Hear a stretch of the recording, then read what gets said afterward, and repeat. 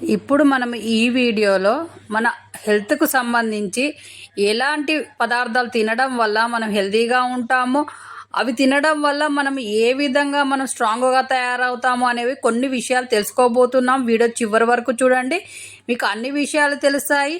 మనం డైలీ అన్నీ తింటూనే ఉంటాం, కానీ కొన్ని పదార్థాలు తినకుండా ఉంటాం. దానివల్ల మనకు ఎలాంటి నష్టం జరుగుతుంది అనేది కూడా ఈ వీడియోలో తెలుసుకోబోతున్నాం. కాబట్టి వీడియో చివరి వరకు చూడడం వల్ల మనం ఏమేమి తినడం లేదు, అవి తినడం వల్ల మనకి ఎలాంటి ప్రయోజనాలు ఉంటాయి, ఎలాంటి ఆరోగ్యంగా ఉంటాం అనేది తెలుస్తుంది. కాబట్టి వీడియో చివరి వరకు చూడండి. అలాగే వీడియో చూస్తున్న వాళ్ళు ఛానల్కి సబ్స్క్రైబ్ చేయండి, ఎందుకంటే మీరు ఇచ్చే ధైర్యం కొండంత ధైర్యంగా ఫీల్ అవుతాము. కాబట్టి మీరు కనీసం లైక్ అన్న చేయండి, దానివల్ల మాకు కొంచెం బూస్టప్ లాగా ఉంటుంది. అలాగే సబ్స్క్రైబ్ చేయడం వల్ల మీకు మరిన్ని కొత్త వీడియోస్ రావడానికి అవకాశం ఉంటుంది. మేము వీడియోలు చేయాలంటే కొంచెం బూస్టప్ లాగా ఉండాలి, కాబట్టి సబ్స్క్రైబ్ చేయండి ప్లీజ్. మనం డైలీ తినే ఆహార పదార్థాలలో గుమ్మడికాయ డైలీ మనము 2-3 రోజులకు ఒకసారి అయినా తినడం వల్ల ఆరోగ్యమే కాకుండా మన చర్మానికి రక్షణగా ఉంటుంది, జుట్టు ఊడిపోకుండా చూస్తుంది గుమ్మడికాయ.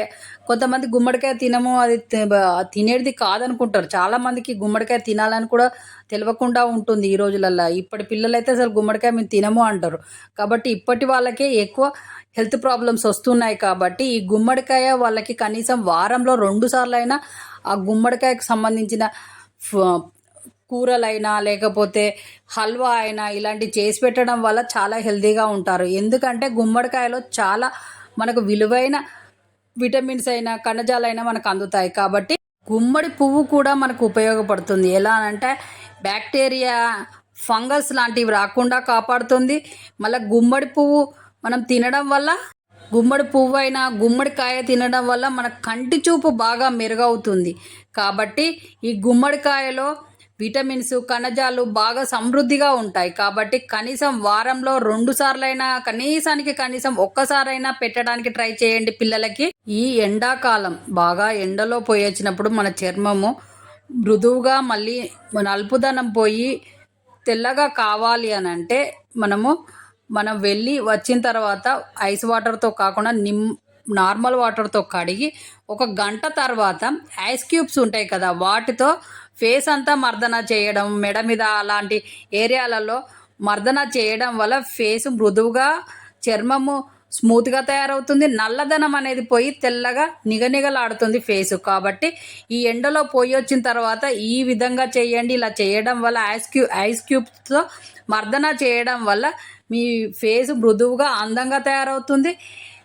ఏజ్ తక్కువగా కనపడతారు ఇలాంటి మర్దనాలు చేయడం వల్ల. కాబట్టి ఆ విధంగా చూసారు కదా మన వీడియోలో చెప్పినట్టు గుమ్మడికాయ వల్ల మనకు కలిగే ప్రయోజనాలు, మన చర్మాన్ని ఎలా సంరక్షణగా ఉంచుకోవాలి, ఎలా ఎండలో పోయినప్పుడు ఈ ఐస్ క్యూబ్స్తో ఇలా మర్దన చేయడం వల్ల మన చర్మం ఎంత అందంగా ఉంటుంది అనేది. కాబట్టి ఈ విధంగా చేయండి. మన ఛానల్లో కొత్త వీడియోస్ వస్తూనే ఉంటాయి. ఛానల్ ఫాలో కండి, హెల్తీగా ఉంటారు. అలాగే మంచి వీడియోతో మళ్ళీ మీ ముందుకు వస్తాం. అంతవరకు సెలవు. మీ చేతిలోనే మీ ఆరోగ్యం ఉంది. నా సబ్స్క్రైబర్లు పూర్తి ఆరోగ్యవంతులు.